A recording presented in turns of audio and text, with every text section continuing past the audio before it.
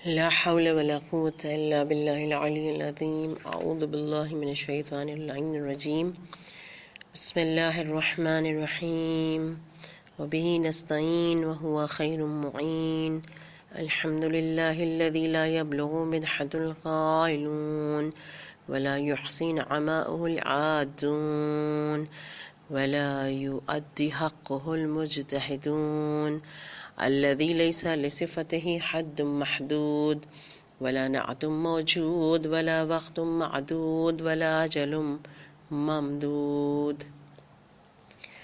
فتر الخلائق بقدرته ونشر الرياح برحمته والصلاة والسلام على أشرف الأنبياء والمرسلين شفيع المذنبين حبيبنا حبيب إله العالمين سيدنا ومولانا أبي القاسم مصطفى محمد. اللهم صل على محمد وآل محمد عجل فرجه وأهل بيته الطيبين الطاهرين المعصومين المظلومين الذين أذهب الله عنهم الرجس وطهرهم تطهيرا. اللهم صل على محمد وآل محمد وعجل فرجه. ولعنة الدائمة على أعدائهم أجمعين من الآن إلى قيام يوم الدين سيما لبقية الله الأعظم على الأرضين. روحي وأرواحنا الفداء يا مولا يا صاحب الزمان. اللهم صل على محمد وآل محمد وعجل فرجه. بسم اللہ الرحمن الرحیم. تمام تر تعریفیں، تمام تر حمد و ثنا اس پروردگار عالم کے لیے کہ جو سارے جہانوں کا، سارے عالمین کا پالنے والا، خالق و مالک اور رازق ہے. وہ پروردگار کہ جو مشرق والوں کو یاد رکھتا ہے تو مغرب والوں کو بھولتا نہیں ہے، جو زمینوں کے نظام کو چلاتا ہے تو آسمانوں کے نظام کو کے چلانے میں کوتاہی نہیں کرتا. تو آئیے صباح میں امیر المومنین اس پروردگار عالم کی ایک عظیم تر صفت کا ذکر کرتے ہوئے فرماتے ہیں، اس کی تعریف کرتے ہوئے فرماتے ہیں، الہی قرعت باب رحمتک بیدی رجائی. پروردگار ہم تیرے دروازے رحمت کو امید کے ہاتھوں سے بجاتے ہیں. گویا مولا مجھے اور آپ کو بتانا چاہتے ہیں کہ خدا کے فقط دروازے پہ نہیں، باب رحمت کو بجایا کرو، اور فقط ہاتھوں سے نہیں بلکہ امید کے ہاتھوں سے دروازہ کھٹکھٹائے کرو، تو انشاءاللہ تعالی باب رحمت کھل کے رہے گا اور امید پوری ہو کے رہے گی. خدا کی رحمتیں لامتناہی ہیں، خدا کی رحمتیں لامحدود ہیں، اور اس پر نور علی نور. پروردگار عالم نے سورہ انبیاء کی آیت نمبر 107 میں فرمایا، وَمَا أَرْسَلْنَاكَ إِلَّا رَحْمَةً لِلْعَالَمِينَ. اے محمد، ہم نے آپ کو عالمین کے لیے رحمت بنا کر بھیجا. اللہ اکبر. جس خدا کی رحمت لامتناہی لا محدود، وہ اپنے محمد، اپنے حبیب کبریا کے لیے فرماتا ہے کہ آپ کو ہم نے سراپا رحمت عالمین کے لیے بنا کے بھیجا. بے شک تفسیر نمونہ میں آیت اللہ ناصر مکارم شیرازی بہت خوبصورت جملے لکھتے ہیں اس آیت کے ذیل میں کہ عالمین کی تعبیر ایسا وسیع مفہوم رکھتی ہے کہ جس میں تمام ادوار کے تمام انسان شامل ہیں، اور آپ کا وجود آئندہ کے تمام انسانوں کے لیے اور عالم کے اختتام تک رحمت ہے. اور نہ صرف رحمت بلکہ آپ کی ذات کے وہ کمالات جو انسان کامل، منجیت بشریت، نسل سعادت، پیکر خلق و صفا، تمام عالمین کے لیے تحفہ الہی ہیں. بیٹی ہے تو باپ کے لیے قابل تعظیم، پروردہ آغوش بھائی ہے تو سر اللہ، اور نواسے ہیں تو اسلام کی عزت و آبرو، اور آخری فرزند ہے تو عیسیٰ ابن مریم کا امام. ابن شہر آشوب کی روایت نہ صرف خدا کے 73 اسماء اعظم میں سے 72 کا علم نبی کو عطا ہوا، مزید یہ کہ پیغمبر کی ولادت سے پہلے، بعثت اور رحلت کے بعد 4440 معجزے حضرت کی ذات کا افتخار رہے ہیں، اور ان میں سے اہم ترین اور قوی ترین معجزہ قرآن ہے. اللہ اکبر. علماء کی ریسرچ کے مطابق 24 معجزے تو فقط رحمت للعالمین کے جسم مبارک کے معجزے تھے جو کہ حبیب کبریا سے ظاہر ہوتے تھے، جن میں سر فہرست ہے کہ کوئی کتنا ہی طویل القامت کیوں نہ ہو، جب رسول کے سامنے کھڑا ہوتا نا تو اس کا سر اور گردن رسول سے نیچے رہتے۔ اللہ اکبر۔ پھر کہتے ہیں رسول کا سایہ نہ تھا، کہ یعنی خدا کو گوارا نہیں تھا کہ کوئی رسول کے سائے پر بھی قدم رکھے۔ مزید یہ کہ رسول کے جسم سے پسینے کی خوشبو آتی۔ ہمارے استاد محترم نے بہت خوبصورت نکتہ پیش کیا کہ ایک عام شخص کا پسینہ فاضل ہے، ٹھیک، یعنی اس کے جسم کا فاضل جو ہے وہ کہہ لیں ہیں جو پسینہ نکلتا ہے۔ انسان اس زمانے میں خون تو خرید لیتا ہے، قیمتی ہے، مگر پسینہ کوئی نہیں خریدتا۔ لیکن قربان جائیں اس پروردگار عالم کے رحمت للعالمین نبی پر کہ جس کا فاضل یعنی پسینہ خوشبو ہو تو اس کا خون کیسا ہوگا، اور جن کے لیے رسول کہہ دیں لحم کا لحمی دم کا دمی، ان کا گوشت میرا گوشت، ان کا خون میرا خون، وہ کتنے عالی مرتبت ہوں گے۔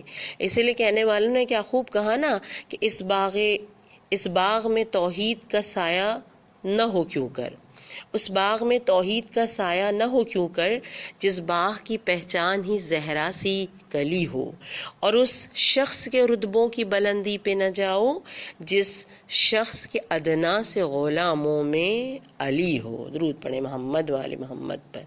اللہم صلی علی محمد وآل محمد عجل فرجہم۔ اگر میں رحمت للعالمین کے رتبوں کی بات کروں تو یقینی طور پر پیغمبر اکرم کے رتبوں کو نہ صرف خداوند عالم نے دنیا عالم پہ واضح کیا، بلکہ ان کے اجداد نے بھی کائنات عالم کو بتلا دیا، جتلا دیا اور دکھا دیا کہ یہ جو ہماری نسل کا فرزند ہے یہ پورے عالمین میں سب سے زیادہ سعادت مند اور کائنات عالم کے بہترین خلائق میں بھی بہتر فرد واحد ہے، جسے خدا کے بعد اس پورے عالمین میں فضیلت حاصل ہے۔ بہت ہی نفیس ترین روایت آپ سب کی گوش گزار کرتے ہوئے کتاب ہے صدر اسلام کی تاریخ، اس میں تاریخ الخمسین کے حوالے سے روایت ہے، فرماتے ہیں کہ عبد المطلب جو کہ بہرحال جن کی جلالت و شان و منزلت کی جو ہے وہ کیا ہی بات ہے، کہ جو اس زمانے میں کہ جاہلیت کا دور تھا، کعبہ ان ہستیوں کی زیر سرپرستی، بہرحال اس کی ساری شان و منزلت سب آپ کے ذہنوں میں اور تاریخ کے حوالے سے محفوظ ہے، لیکن خصوصیت کے ساتھ کہتے ہیں کہ عبد المطلب کی جلالت و شان و منزلت کا عالم یہ تھا کہ خانہ کعبہ کے سائے میں ان کے لیے بچھونا بچھایا جاتا تھا اور اس پر وہ اکیلے ہی بیٹھتے تھے، اور حتیٰ کہ ان کی تعظیم کی بنا پر ان کی اولاد بھی نہیں بیٹھتی تھی۔ لیکن جب رسول خدا حبیب کبریا بچپنے میں اس بچھونے پر سے ہوتے ہوئے اپنے دادا کے پاس چلے جاتے نا تو وہاں موجود لوگ انہیں روکتے، جب انہیں روکنے کے لیے آگے بڑھتے تو رسول اکرم کے دادا جناب عبد المطلب انہیں روک دیتے، ان روکنے والوں کو، اور کہتے میرے بیٹے کو کچھ مت کہو، اسے آنے دو۔ اور پھر جب رسول اللہ اس بچھونے پہ خانہ کعبہ کے سائے میں اپنے دادا کے پاس آ جاتے تو وہ آپ کی پشت پر ہاتھ پھیرتے ہوئے آپ کے دادا فرماتے کہ میرے اس بیٹے کی شان ہی جدا ہے۔ اللہ اکبر، جس کی شان کو پروردگار عالم بچپن میں ہی اجداد کے ذریعے بھی واضح کر دے اور پھر کائنات عالم میں اسے رحمت للعالمین بنا کے بھیجے، تو کیوں کرنا اس کا پسینہ بھی اعلیٰ ترین ہو، اس کے جسم مبارک کا ایک ایک عضو اس قدر اعلیٰ ہو کہ جس کی کوئی دنیا میں کوئی مثال نہیں ملتی۔ جب رسول اللہ کے پسینے کی بات ہم کر ہی رہے ہیں تو ایک بہت ہی نفیس ترین روایت دستغیب شیرازی نے سورہ رحمان کی تفسیر میں لکھا کہ رسول اللہ کی پسینے کی رحمت کا عالم یہ ہے کہ خود رسول اکرم کا بیان ہے کہ جب مجھے آسمان پر لے کر گئے تو میرے پسینے کے چند قطرے زمین پہ ٹپکے، اور جب چند قطرے جو ہے پسینے کے ٹپکے تو ان سے گلے سرخ پیدا ہو گئے۔ اللہ اکبر. اور نہ صرف گلے سرخ رسول اللہ کے پسینے سے پیدا ہوئے، بلکہ پھر امام حسن عسکری علیہ الصلوۃ والسلام کی روایت کہ مولا فرماتے ہیں کہ جو شخص سرخ پھول کو آنکھوں اور ہونٹوں سے لگائے اور درود پڑھے تو اللہ اس کے تمام گناہ معاف کر دیتا ہے، چاہے وہ ریت کے ذروں کے برابر ہی کیوں نہ ہو. اللہم صلی علی محمد وآل محمد وعجل فرجہم. اچھا، لطف تو یہ ہے کہ رسول کی ذات بہرحال رحمت، لیکن خود رسول کی ذات سے جو منسلک یہ درود ہے، اس درود کی ایک رحمت کا عجب اور ایک الگ عالم ہے، جس کا حکم پروردگار عالم نے سورۃ الاحزاب کی آیت نمبر 56 میں دیا کہ اعوذ باللہ من الشیطان الرجیم ان اللہ وملائکتہ یصلون علی النبی یا ایھا الذین آمنوا صلوا علیہ وسلموا تسلیما اللہم صلی علی محمد وآل محمد وعجل فرجہم. اور پھر رسول نے اس حکم الہی کے بعد فرمایا کہ مجھ پر ابتر درود مت بھیجنا. کیوں؟ ابتر درود کیا ہے؟ اللہم صلی علی محمد. رسول فرماتے مجھ پر ابتر درود مت بھیجنا. کیوں؟ کیونکہ لوگوں نے رسول اللہ کو ابتر کے تانے دیے، اور جب ابتر کے تانے دیے کہ یہ تو بے اولاد رہیں گے، نعوذ باللہ نعوذ باللہ، اور پروردگار عالم نے جب سورہ کوثر کو نازل کیا تو رسول اللہ نے فرمایا کہ مجھ پر ابتر درود نہیں بھیجو. تو یا رسول اللہ آپ پہ کون سا درود بھیجیں؟ علماء اتنا بہترین جملہ فرماتے ہیں کہ رسول کے حکم کے مطابق ان پہ ابتر درود نہ بھیجا جائے، بلکہ رسول پر کوثری صلوات بھیجا جائے. صلوات پڑھیے محمد والے محمد پر. اللہم صلی علی محمد وآل محمد وعجل فرجہم. پوچھا گیا کوثری صلوات کیا ہے، کوثری درود کیا ہے؟ کہا ابتر درود ہے اللہم صلی علی محمد، اور کوثری درود ہے اللہم صلی علی محمد وآل محمد، جو ان کے آل کے ساتھ درود بھیجا جائے. تو پس جو رسول اکرم صلی اللہ علیہ وآلہ وسلم جو سراپا رحمت ہے اور ان سے منسلک یہ درود بھی رحمت ہے، ان رسول خدا پر خلوص نیت کے ساتھ اور محبت کے ساتھ اگر درود کامل و کوثری درود بھیجا جائے تو نبی کی رحمت اور زیادہ چھلکتی ہے. کیسے؟ مناقب میں محدث نوری کی محمد بن سعید سے روایت ہے، کہتے ہیں میں نے اپنے آپ سے وعدہ کیا کہ ہر روز سونے سے پہلے میں معین مقدار میں محمد و آل محمد پر درود پڑھا کروں گا. خدا مجھے اور آپ کو بھی توفیق دے انشاءاللہ تعالی. کہتے ہیں وہ ہر رات سونے سے پہلے ایک معین مقدار میں درود بھیجتے، مکمل درود، کوثری درود. ایک رات کہتے ہیں عالم رؤیا میں نے رسول کو دیکھا کہ رسول ہمارے گھر کے کمرے میں تشریف فرما ہے اور حضرت کے نور اقدس سے تمام گھر منور ہو گیا. حضور نے فرمایا وہ دہن کہاں ہے کہ جس کے ساتھ تم مجھ پر درود بھیجتے ہو؟ اللہ اکبر. رسول کی یہ شفقت، یہ رحمت، یہ محبت اس سے کہ جو ان پر خلوص نیت اور محبت کے ساتھ درود بھیجے. رسول فرماتے ہیں وہ دہن کہاں ہے کہ جس کے ساتھ تم مجھ پر درود بھیجتے ہو تاکہ میں اس کا بوسہ لوں. وہ کہتے ہیں میں نے شرم محسوس کی، مجھ کو حیا آئی اور میں نے ایک مرتبہ دہن کے بجائے فقط اپنا چہرہ آگے کر دیا. حضرت نے کہتے ہیں میرے چہرے کو بوسہ دیا. جیسی بوسہ دیا نا میری آنکھ کھلی اور میں خوشی کے عالم میں بیدار ہوا اور اپنے سارے گھر والوں کو بھی بیدار کر دیا. اور مجھے جیسی میں نے گھر والوں کو بیدار کیا، میں اور میرے گھر والے گواہ ہیں کہ میرے گھر کے تمام کمرے اس طرح خوشبودار ہو چکے تھے کہ گویا وہاں پہ مشک و عنبر کی خوشبو چھڑکی گئی ہو. اور یہ خوشبو 8 دنوں تک میرے چہرے سے آتی رہی اور ہر کوئی اس سے بہرہ مند ہوتا رہا. اسی لیے کہنے والوں نے کیا خوب کہا نا، میں سوچتی ہوں کہ محشر میں حال کیا ہوگا، میرے گناہوں کا دفتر وہاں کھلا ہوگا، اور بڑھوں گی لے کے درود و سلام کا تحفہ، سوائے اس کے میرے پاس اور کیا ہوگا. اور درود پڑھتی ہوئی میں جو بڑھ رہی ہوں گی تو دایاں بازوئے میزان جھک رہا ہوگا. ماشاءاللہ صاحبان علم کا مجمع سن رہا ہے مجھے. آپ سب جانتے ہیں کہ جب قیامت کے دن میزان عمل ہوگا تو درود جس پلے میں رکھا جائے گا تو میزان عمل اس سے بھاری ہو جائے گا. تو کہنے والے نے کیا خوب کہا، بڑھوں گی لے کے درود و سلام کا تحفہ، سوائے اس کے میرے پاس اور کیا ہوگا. اور درود بڑھتی ہوئی میں جو بڑھ رہی ہوں گی تو دایاں بازوئے میزان جھک رہا ہوگا، درود پاک کا مومن تیرے صلہ ہوگا کہ تیرا نام بھی فردوس میں لکھا ہوگا۔ اللہم صلی علی محمد وآل محمد عجل فرجہم۔ بس عزیزان من، آج کا دن دو ہستیوں سے منسوب ہے۔ ذکر کیا میں نے رحمت للعالمین، پروردگار عالم کی رحمتوں میں سے ایک عظیم نعمت رحمت کبریٰ رسول خدا کا ذکر، اور اب آ جائیے اس دوسری ہستی کے ذکر پر کہ جس ہستی کے نام سے آج کا دن متمسک ہے۔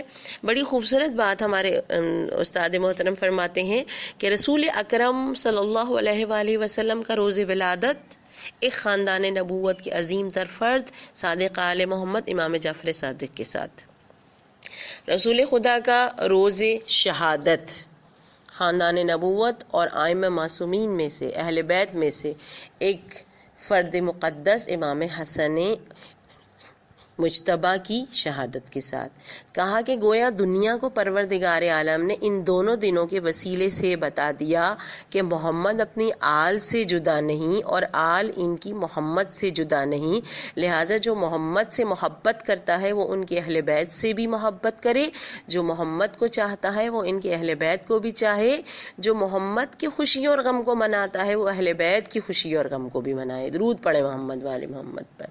اللہم صلی علی محمد وآل محمد وعجل فرجہم۔ تو آج کا دن رسول خدا کی شہادت کے ساتھ ساتھ میرے اور آپ کے دوسرے امام، دوسری صاحب رحمت ہستی، سبط اکبر، آغاز تفسیر کوثر، نور چشم رسول، دل بند بطول، حضرت امام حسن سبز قبا علیہ السلام سے بھی منسوب ہے۔ اور یہ بھی ذات رحمت ہے، اس بات کے لیے آپ کی خدمت میں دو وہ دلیلیں پیش کروں۔ پہلی دلیل، خدا نے سورہ انبیاء میں فرمایا رسول کے لیے کہ آپ کو عالمین کے لیے رحمت بنا کے بھیجا، مگر رسول نے فرمایا ولنا محمد و اوسطنا محمد و آخرنا محمد و کلنا محمد، میرا پہلا بھی محمد، میرا درمیانہ بھی محمد، میرا آخری بھی محمد، اور ہم کل کے کل محمد ہیں۔ اس بات کی دلیل ہے کہ جب پہلا محمد عالمین کے لیے رحمت ہے تو آنے والے سارے محمد مثل رسول عالمین کے لیے رحمت قرار پائیں گے۔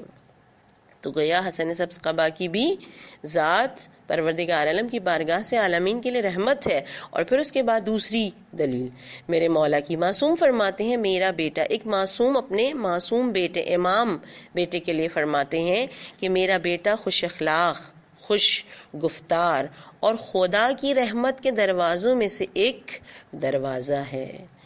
اب معصوم کا یہ کلام اس بات کی دلیل ہے کہ تمام تر ائمہ معصومین خدا کی رحمت کے دروازے ہیں، اور ان میں سے ایک دروازہ میرے اور آپ کے مولا امام حسن علیہ السلام ہے۔ بے شک امام حسن کی بھی عظمت اور حرمت میرے اور آپ کے بیان سے باہر ہے، فقط دو روایتیں اور پیغام مجلس کی طرف جا کے پھر اپنے مصائب کروں۔ بہار الانوار کی روایت، جس طرح پیغمبر اکرم کی عظمت و عزت و جلالت کو ان کے اجداد نے واضح کیا، اسی طرح امام حسن اور امام حسین کی عظمت و عزت کو خود ان کے جد رسول خدا نے دنیا عالم پہ آشکار کیا۔ اب دنیا والے مانے یا نہ مانے ان کی مرضی۔ بہار الانوار کی روایت، حذیفہ یمانی کہتے ہیں کہ ایک پہاڑ پر رسول اللہ تشریف فرما تھے، چاروں خلفاء، انصار و مہاجرین سب لوگ وہاں موجود تھے کہ امام حسن سبز قبا سکون وقار کے ساتھ آتے ہوئے نظر آئے۔ جیسے ہی رسول اللہ نے اپنے اس نواسے کو دیکھا نا تو ایک مرتبہ فرمایا جبریل ان کی رہنمائی کر رہے ہیں، میکائیل ان کو سنبھالے ہوئے ہیں، بتحقیق میرا یہ بیٹا طیب و طاہر ہے، میرے لیے استغفار و گوشت کی منزل پر ہے، میری آنکھوں کی ٹھنڈک اور میرا سبط اکبر ہے، اور اس پر میرے ماں باپ فدا ہوں۔ اللہ اکبر!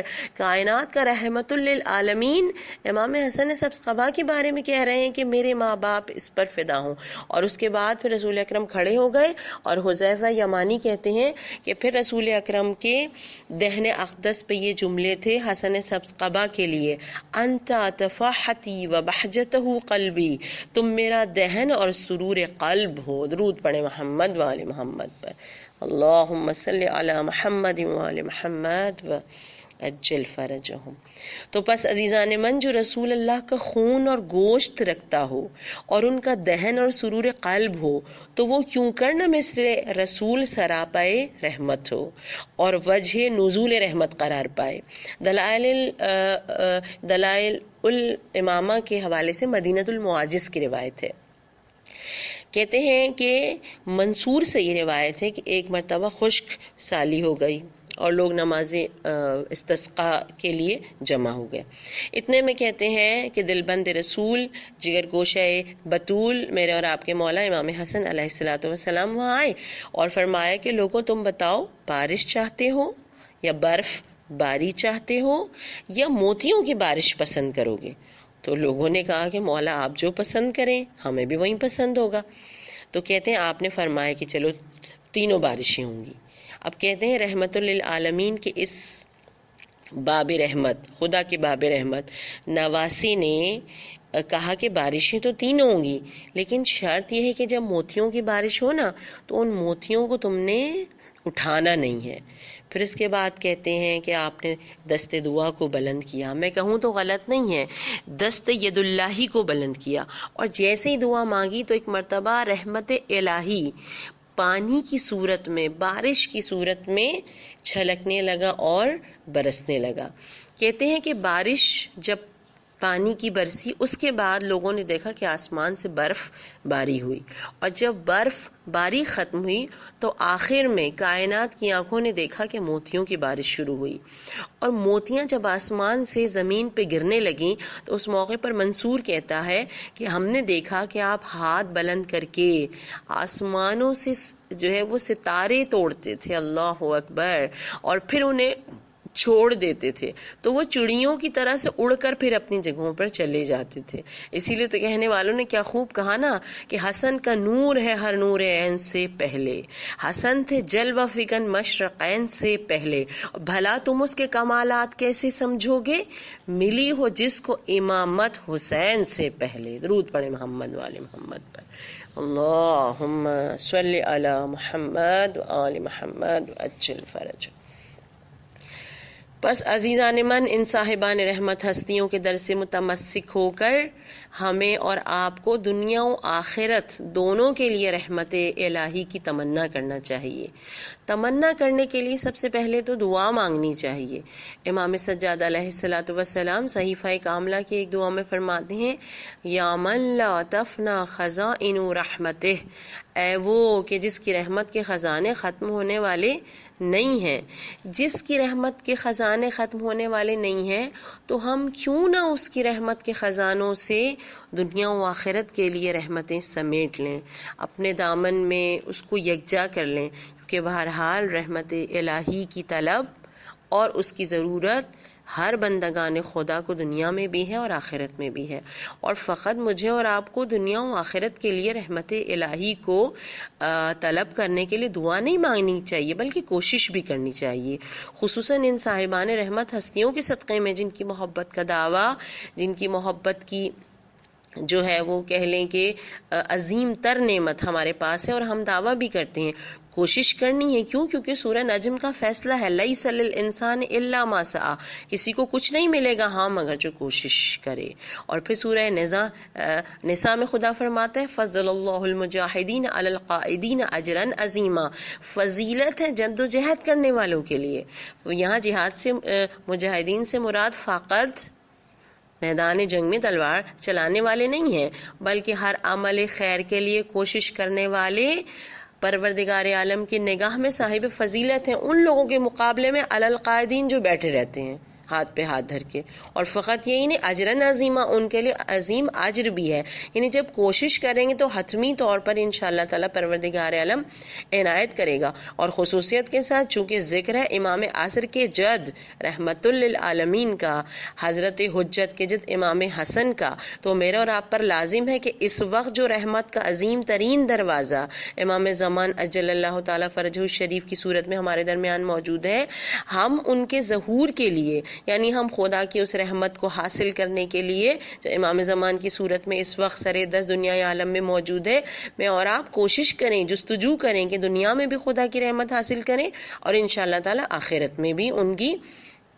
پروردگار عالم کی رحمت حاصل کریں. کیوں؟ کیونکہ آخری محمد اور آخری باب رحمت سے ملحق ہو کر انشاءاللہ تعالی ہم قیامت میں سایہ رحمت میں پناہ لے سکیں. کیونکہ دست غیب شیرازی اپنی کتاب سورہ واقعہ کی تفسیر میں لکھتے ہیں کہ قیامت کے دن صرف ایک ہی سایہ ہوگا جہاں ہر طرف اضطراب، بے چینی، گرمی، پسینہ، فقط ایک سایہ اور سایہ رحمت ہوگا. اس سایہ رحمت میں پناہ لینے کے لیے مجھے اور آپ کو کوشش کرنی ہے اور ان ہستیوں کے دامن سے متمسک ہو کے. اسی لیے ہماری ایک جو ہے ساتھی ہیں حوضے کی، انہوں نے بہت خوبصورت شعر لکھا: شکست کوزوں کو پھینکو عمل کے جام بھرو، شکست کوزوں کو پھینکو عمل کے جام بھرو، امام وقت کی خاطر اٹھو قیام کرو.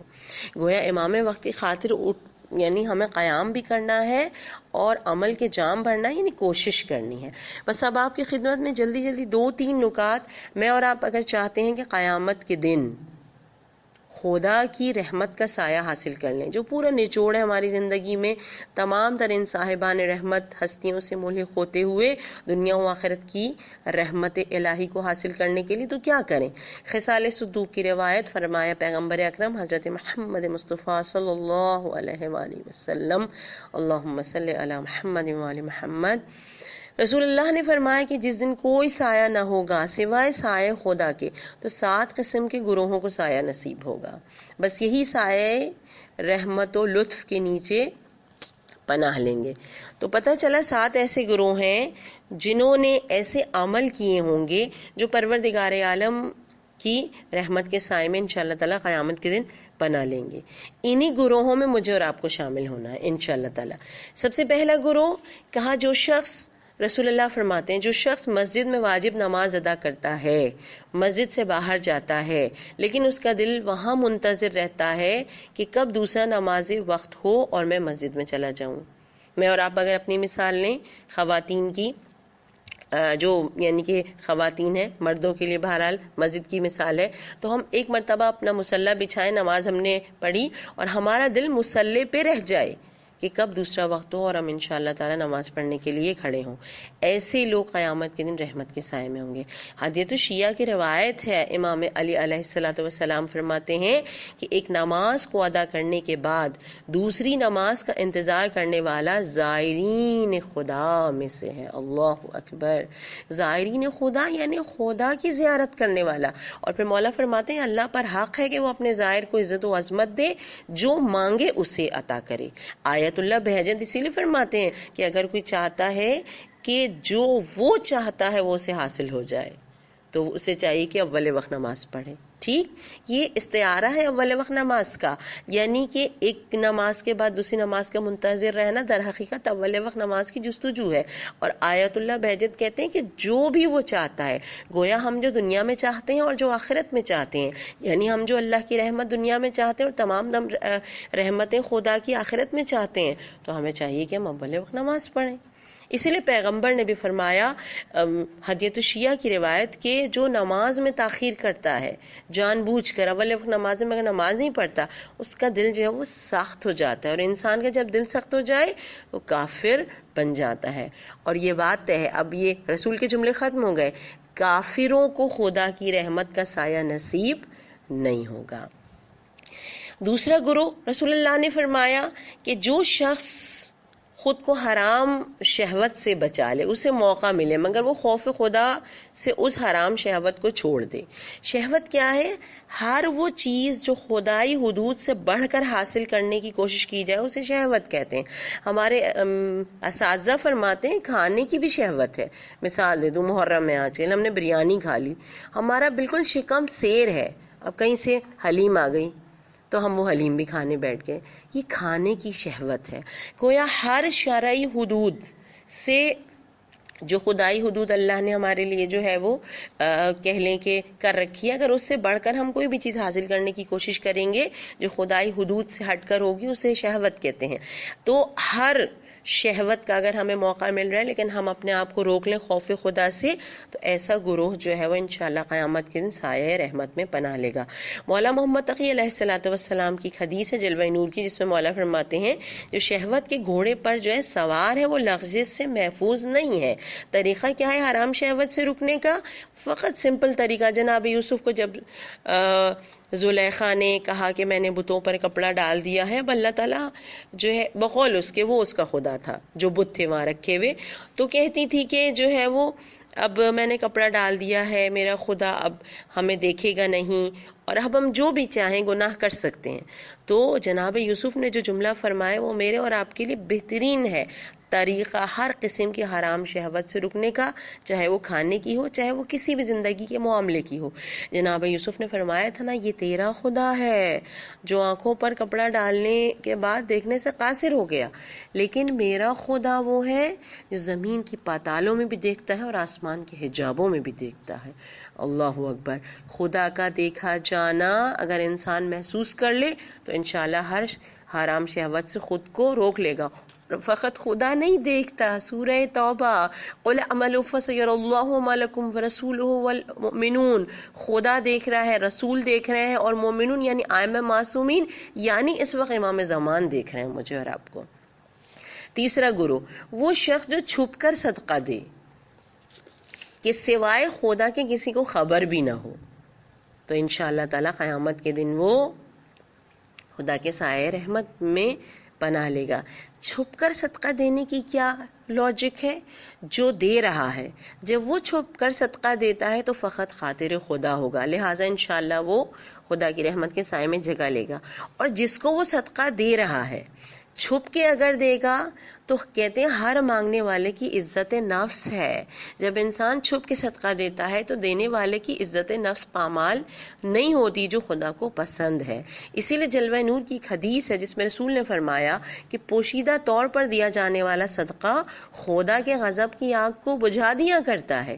اور پھر جو دوسری ہستی کا ذکر ہم کر رہے ہیں، منتہی الاعمال کی ایک روایت شیخ عباس قمی نے لکھا کہ ایک شخص امام حسن کو اپنے فقر و فاقے کے حوالے سے کچھ کہتا نہیں ہے، عزت نفس اس کی ہے کہ مولا حسن سے بھی کہہ نہیں پاتا کہ مجھے ضرورت ہے، تو کیا کرتا ہے کہ مولا حسن کو چند اشعار لکھ کے دیتا ہے۔ اور آپ میرے مولا کا حسن اخلاق دیکھیے اور صفت رحمت دیکھیے کہ مولا کیا کرتے ہیں۔ اسی جملے کے ذیل میں، اس گروہ کے ذیل میں کہتے ہیں کہ اس وہ اشعار لکھ کے دیتا ہے جس کے معنی ہیں کہ میرے پاس کچھ باقی نہیں رہا جو ایک درہم کے بدلے بیچا جائے، اور میری حالت دیکھ کر آپ کو امتحان اور جستجو کرنے کی ضرورت نہیں رہے گی سوائے میرے چہرے کی آبرو کے جسے میں نے بچا رکھا ہے کہ اسے نہ بیچا جائے، لیکن آپ کو اس کا خریدار پایا۔ یعنی وہ کہتا ہے کہ میرے پاس صرف آبرو بچی ہے، اور امام حسن کو اس جو ہے وہ منزلت پر پاتا ہے کہ مولا میری آبرو خرید سکتے ہیں مگر میں کسی اور کو اپنی آبرو نہیں بیچوں گا۔ کہتے ہیں جب اس نے یہ اشعار لکھے تو مولا امام حسن نے اسے 12,000 درہم بھی دیے، اور اس کے مقابلے میں جو شعر اس نے لکھے تھے نا، اب مولا نے شعر اس کو فرمائے۔ مولا نے فرمایا تو نے جلدی کی تو ہمارے احسان کی تیز بارش کے بجائے بوندا باندی ہوئی۔ کتنے خوبصورت جملے ہیں نا مولا کے، کاش میں اور آپ محسوس کریں ان صاحبان رحمت ہستیوں کی صفت رحمت کا، اور ان گروہوں میں شامل ہونے کے لیے ان اعمال کا جس سے میں اور آپ تأسی کرتے ہوئے ان ہستیوں کی انشاءاللہ تعالی اختیار کریں۔ امام فرماتے ہیں تو نے جلدی کی تو ہمارے احسان کی تیز بارش کے بجائے بوندا باندی ہوئی، اگر تو مہلت دیتا تو یہ کم بارش نہ ہوتی۔ پھر مولا فرماتے ہیں پس یہ تھوڑا سا لے لے اور فرض کر کہ جس آبرو کو تو نے محفوظ رکھا ہے اسے بیچا نہیں اور نہ ہم نے اسے خریدا۔ اللہ اکبر۔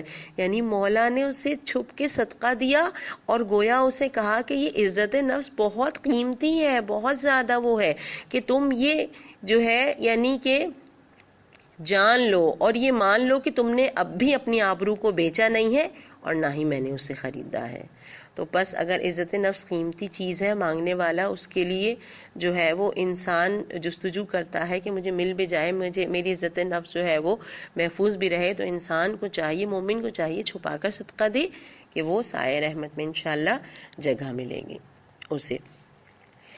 دامن وقت میں اب گنجائش باقی نہیں رہی، جلدی جلدی ایک ایک جملے میں وہ شخص جس کو گناہ یاد آ جائیں خوف کرے اپنے گناہوں کا، آخرت کے حساب کا سوچ کر کانپ جائے، اس کی آنکھوں سے آنسو جاری ہو جائیں، تو انشاءاللہ وہ قیامت کے دن سائے رحمت میں پناہ لے گا۔ امام عادل جو خوشنودی خدا کے لیے لوگوں کی رہنمائی کرتے ہیں، الحمدللہ وہ پورا گروہ جو سائے رحمت میں ہوگا وہ ہمارے محمد والے محمد ہوں گے۔ اور اس کے بعد چھٹا گروہ وہ جوان جو دنیا میں جوانی کو عبادت اور اطاعت میں جو ہے بسر کرے، پروردگار عالم اسے سائے رحمت میں جگہ دے گا۔ اور آخری گروہ وہ اشخاص جو ایک دوسرے کو برائے خوشنودی خدا دوست رکھتے ہیں، اور ان کا اکٹھا ہونا اور جدا ہونا دونوں کا دونوں فرما برداری خدا میں سے ہے، تو پروردگار عالم انہیں قیامت کے دن سائے رحمت میں جگہ دے گا۔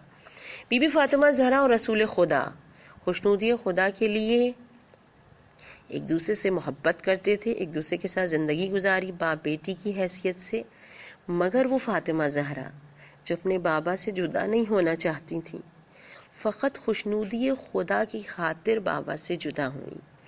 اسی لیے کہتے ہیں نا، جب آخری وقت تھا اور ملک الموت نے دروازے پہ آ کر دستک دی اور جناب سیدہ نے جو ہے وہ ان کی آنکھوں میں آنسو آ گئے، اور باپ کے رخسار پر جب آنسو گرے اور رسول اللہ نے پوچھا کہ میری لال تم کیوں روتی ہو، تو ایک مرتبہ جو ہے وہ کہتے ہیں کہ کہا تھا کہ بابا آپ سے کوئی ملنا چاہتا ہے، میں بار بار سمجھا رہی ہوں لیکن وہ برابر اصرار کر رہا ہے۔ فرمایا سیدہ اجازت دے دو، تمہیں تو معلوم ہے کہ یہ ملک الموت ہے اور قبض روح کے لیے آیا ہے، بیٹی یہ صرف تیرے در کا شرف ہے کہ ملک الموت بھی اجازت کے بغیر اندر نہیں آتا۔ میری بیوی نے صرف خاطر خدا اپنے بابا سے جدائی اختیار کرنے کا ارادہ کر لیا، ملک الموت کو اپنے در کے اندر آنے کی اجازت دے دی۔ ہاں، آج فاطمہ زہرا کی یتیمی کا دن ہے، وہ فاطمہ زہرا کہ جن کی یتیمی مثل سکینہ کی یتیمی ہے، جنہیں بابا کی شہادت کے بعد تسلی نہیں دی گئی، تشفی نہیں دی گئی، وہ زہرا جو پرسے کی جو ہے تمنا کر رہی تھی، اسی فاطمہ کے در پہ آگ لگائی گئی۔ حضرت رسول خدا کا پرسہ اس طرح دیا گیا کہ میری بیوی کے منہ پر تماچا مارا گیا، اور اس عالم میں تماچا مارا گیا کہ بیوی حاملہ تھی۔ بیوی کے جسم پر اس طرح جو ہے وہ اس در کو گرایا گیا کہ میری بیوی کی پسلیاں ٹوٹ گئیں۔ اللہ اللہ، آج حضرت فاطمہ زہرا کی یتیمی کا دن بھی ہے، آج فاطمہ زہرا کے لخت جگر امام حسن کے کلیجے کے ٹکڑے ٹکڑے ہونے کا بھی دن ہے، کہ جن کے لیے ابن عباس سے روایت ہے کہ رسول اکرم نے فرمایا کہ جب میرے بیٹے حسن کو زہر سے شہید کریں گے تو 7 آسمان کے فرشتے اس پر گریا کریں گے اور تمام چیزیں اس پر روئیں گی، یہاں تک کہ فضا کے پرندے، دریا کی مچھلیاں، اور جو شخص حسن پر روئے گا اس کی آنکھ اس دن اندھی نہیں ہوگی، جس دن آنکھیں بے نور ہو جائیں گی، اور جو شخص اس کی مصیبت پر اندوہناک اور غمگین ہوگا تو اس کا حال اس دن غمناک نہیں ہوگا، جس دن لوگوں کے دل اندوہناک ہوں گے، اور جو شخص بقیع میں اس کی زیارت کرے گا وہ پل صراط پر اس وقت ثابت قدم رہے گا جس وقت لوگوں کے قدم اس پر پھسلیں گے۔ یا رسول خدا، آج آپ کی شہادت کا دن، آپ کے لخت جگر کی شہادت کا دن، پروردگار ہمیں مدینہ نصیب کرے، ہم آپ کے روزے کی زیارت کریں، آپ کے لال حسن سبز قبا کے روزے کی زیارت کریں۔ آج آپ دونوں کا پرسہ بارگاہ حضرت امام زمان میں پیش کرتے ہیں، وہ حسن سبز قبا کہ جن کو زہر دے کر شہید کر دیا گیا، اور وہ زہر ایسا زہر کہ جو پانی میں ملایا گیا، وہ زہر ایسا زہر کہ جس کے لیے کہا گیا کہ اگر بہتے دریا میں ڈال دیا جائے تو ساری مچھلیاں مر جائیں، وہ زہر حسن کے نازک کلیجے کو پارا پارا کر گیا۔ میرے مولا نے جیسے ہی پانی پیا نا، علماء فرماتے ہیں یہ پانی پینے کی دعا تو نہیں تھی مگر مولا نے پڑھی انا للہ و انا الیہ راجعون، اور جیسے ہی پانی پیا میرا مولا بستر پہ گر کے تڑپنے لگا، اور ایک مرتبہ وہ باقی پانی جو کوزے میں تھا میرے مولا کے ہاتھ سے گرا، جو زمین پر وہ پانی گرا، کہتے زمین ابلنا شروع ہو گئی، دھواں نکلنا شروع ہوا۔ مجھے نہیں معلوم امام حسن کے کلیجے کی کیا کیفیت تھی، بس اتنا ہوا کہ تشت منگایا گیا، میرے مولا کے لہو میرے مولا کے وہ ہونٹ لہو لہو ہو گئے جس پہ رسول بوسہ دیا کرتے تھے، اور ایک مرتبہ کلیجے کے ٹکڑے کٹ کٹ کے تشت میں آ گرے۔ زینب نے دل اپنا تھام لیا، میں کہوں بی بی آج فقط ایک بھائی کے کلیجے کے ٹکڑے دیکھ رہی ہے، کل کربلا کا دشت ہوگا، حسین ابن علی کے جسم کو پامال ہوتے ہوئے دیکھیں گی، زخموں سے چور چور ہوتے ہوئے دیکھیں گی۔ وقت اخیر آیا، امام حسن نے وصیت شروع کی، سب کو امام حسین کے حوالے کیا، اور اس کے بعد حسرت سے اپنے پورے خانوادے کو دیکھتے ہوئے میرے مولا نے کہنا شروع کیا، السلام علیکہ یا جدہ، السلام علیکہ یا ابتھا، السلام علیکہ یا امی، ارے نانا میرا سلام، بابا میرا سلام، اماں میرا سلام۔ جناب زینب نے گھبرا کے کہا، بھیا کنہیں سلام کر رہے ہیں؟ کہا کہ میرے سامنے میرے نانا رسول اللہ کھڑے ہیں، میرے بابا علی مرتضیٰ کھڑے ہیں، میری ماں فاطمہ زہرا، یہ سب مجھے لینے کے لیے آئے ہیں۔ ارے چاہنے والی بہن تڑپ گئی۔ ادھر امام حسن کا جنازہ تیار ہوا، ماتم کی جا ہے، گریے کا مقام ہے۔ امام حسن کا جنازہ گھر سے چلا، اور جب روضہ رسول پر پہنچا ایک مرتبہ تیر کمان میں کھچنے لگے، تیروں کی بارش شروع ہوئی۔ میرے مولا حسن کے جنازے پہ 70 تیر لگے۔ یہ واحد جنازہ ہے جو واپس گھر کو لوٹا۔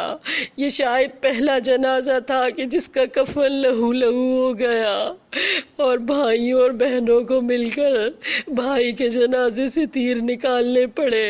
بس آخری جملے وہ وقت آیا کہ جب بی بی کربلا کے دشت میں 11 محرم کو جا رہی تھی، ہاتھوں میں رسن تھی، حسرت سے حسین کے لاشے کو دیکھ کر مخاطب کر کے کہا، بھیا حسین مجھے معاف کر دیجئے گا، بھیا حسن کے لاشے پہ تیر لگے تو ہم نے اور آپ نے مل کر نکالے، مگر آج زینب کے ہاتھ بندھے ہیں کہ آپ کے لاشے سے تیر نہیں نکال سکتی۔